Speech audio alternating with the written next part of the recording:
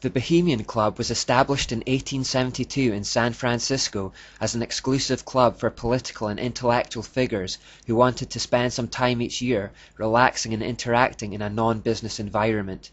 In other words, a playground for the elite. They began camping at the present site of what's known today as Bohemian Grove, 2,437 acres of private redwood forest sealed off by security. Every midsummer, around 1,500 of the most powerful politicians and businessmen from within and from without the United States attend. Early sources suggest it was established specifically for people who would become part of what we now call the media, basically the people with the power to influence public opinion, artists, writers, movie makers, etc. The all-male membership contains a particularly high number of musicians. Their involvement helps explain the name Bohemian Grove. Every Republican president since 1923 and some Democrats have been members there. Cabinet officials, directors and CEOs of large corporations, including major financial institutions, also attend. Major military contractors, oil companies, banks, including the Federal Reserve, utilities, including nuclear power, and national media have high-ranking officials as club members. The Grove appears to act as an informal doorway to the world of the elite. It's like the equivalent of the outermost circle of a satanic cult, or the lowest levels of Freemasonry. People who attend are invited to bring guests with them each year. These guests are then sifted to find the ones who are most potentially useful for their aims. Doors are then opened to the inner circles for these people, and they are fast-tracked in their professions, whether it be politics, business, or the media. Along with the fast-tracking comes the promise of huge wealth. The newcomers are puffed up with pride, and appeals are made to their egotism and selfishness. They are told they are special and have unique gifts and talents. The exclusivity of the event is highlighted, and they are made to feel a sense of belonging. This is all designed to transfer their loyalties away from mankind in general, the masses, towards the establishment or the elite. On the first Saturday of the camp, the attendees perform a Druid pagan ritual called the Cremation of Care. It begins with a procession of men in red robes and pointed hoods, some playing a funeral dirge and others carrying flaming torches. Transcripts from these rituals have been obtained and include specific references to Babylon and goodly Tyre. Remembering the Prince of Tyre, King of Tyre connection, we know that esoterically this refers to Satan. The cremation of care ceremony has the usual light meaning and dark meaning. The light meaning is that they are casting off their cares and worries so that they can enjoy their holiday. The real dark meaning is that the word care is another word for conscience. Therefore the ritual represents a cremation or killing of the conscience, which will allow them to plot and partake in evil deeds. Remember how the Jesuits had to play mind tricks on themselves to try and overcome or bypass their conscience. It appears these Masons have a similar problem, and this ritual is a concerted effort to get rid of it. It all takes place in front of this giant owl.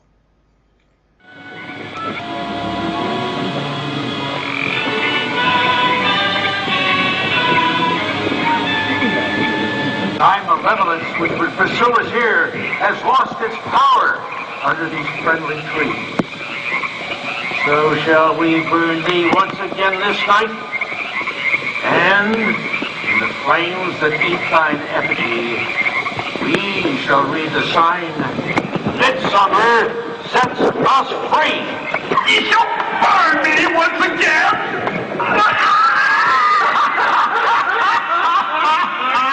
Not with these flames, which hither ye have brought from regions where I reign. Ye fools and priests, I spit upon your fire. Wow. Prince of all mortal wisdom, Owl of Bohemia, we beseech thee, grant us thy counsel. O great Owl of Bohemia, we thank thee for thy adjuration.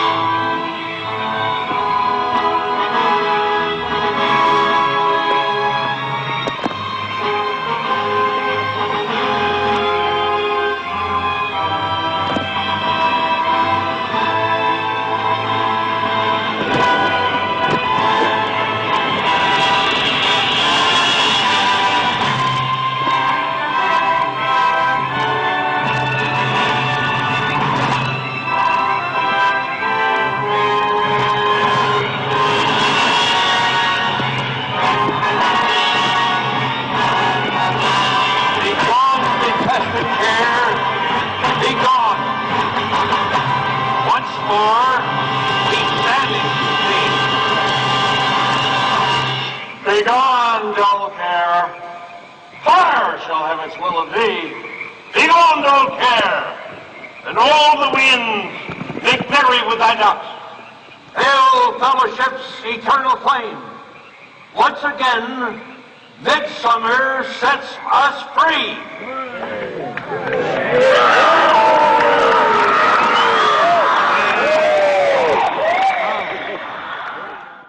Pretty scary stuff, right?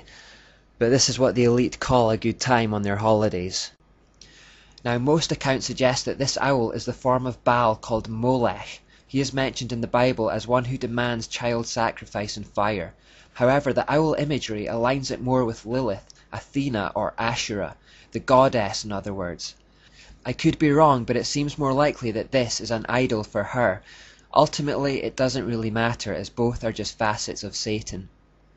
But given what we know about Lilith, it's also interesting that cross-dressing is apparently prevalent at the Grove, as it is with many occult societies that honour her. The Nebraska-based Knights of Aksar Ben are reported to participate in a festivity called High Jinks in Hades involving cross-dressing. A similarly named activity goes on at Bohemian Grove, where it is reported that the men and boys parade in women's clothing or dress up as Egyptian goddesses. Gender ambiguity in the ancient Mediterranean world was prevalent wherever the goddess Ishtar or Asherah was worshipped. Indeed, they had cult festivals specifically characterized by cross-dressing. There was one thing I didn't mention about the $1 bill before. It's an owl that sits in the top right-hand corner, seen in this photo. Interestingly, some see a spider in this image instead of an owl. Personally, I believe it's an owl, but it's interesting that this sign exists at the entrance to Bohemian Grove.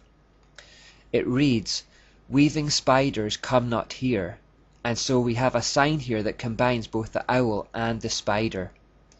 Manly P. Hall confirms and elaborates on what the evidence seems to support. Not only were many of the founders of the United States government Masons, but they received aid from a secret and august body existing in Europe, which helped them to establish this country for a peculiar and particular purpose, known only to the initiated few. Before we finish off this third section covering the Enlightenment era and move on to the present day, we need to explore more about this European secret body who were aiding the establishment of a Masonic America.